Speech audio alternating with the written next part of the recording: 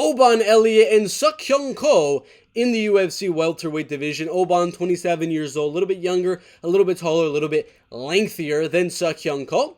Oban is currently, I believe, 3-0 inside of the UFC. Decision over, not in the UFC anymore, Val Woodburn. Decision over Preston Parsons, who's got a pretty bad losing record in the UFC. Then he knocked out Basil Hafez, who also has a losing record in the UFC. But one of those losses was a very close fight to champ Jack Della Maddalena. So his wins aren't necessarily amazing, not over super crazy competition. And this is another fight where it's not another great opponent, not a big step up for Oban Elliot. He's kind of staying around that similar range. Val Woodburn, Parsons, Basil, these are very gradual steps up in competition, and I would argue this is a step sideways in competition, or a step down in competition taken on Seokhyeon. So if he's beating these guys, obviously I think he's going to go out there and beat Seokhyeon in this weekend, or next weekend's fight. Do I think he finishes them? No. A lot of people are having that recency bias of him knocking out TKO and Basil Hafez in that matchup and being like, oh, if he can knock out Basil, he's going to knock out Seokhyeon. No, I don't think so. He can, of course, he can. But if we look at his history, decision,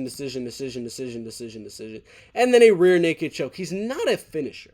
He really is not a finisher. Half of his wins by decision, half of his wins by finish. If you look at Seokhyeon, he has been finishing both of his losses, but that was 4+ years ago, even 6-7 years ago to Sasha Palatnikov. He hasn't really been in any danger in his other fights. He's able to stay on the feet and stay away from those big shots and land some good striking combinations. I expect this fight to go all the way. I expect Oban to be very technical here and land some good shots on Seok to land some good shots on Oban, but Oban to be the smarter fighter and mix in those takedowns. He's taller, he's lengthier, he can keep that range, and when he wants to, get inside a lot easier on Seokhyeon and mix in a takedown or two, a little bit of ground and pound. I think this is not going to be a clear, concise, dominant victory for Oban, like many people are thinking. Betting odds are a little much for my opinion there, -400. I would say Oban Elliot is going to win this fight. Am I that confident to say -400? No, I am not. But am I going to say Oban by unanimous decision? Yes, I am. Oban, 29-28, 30-27, 30-27, unanimous decision.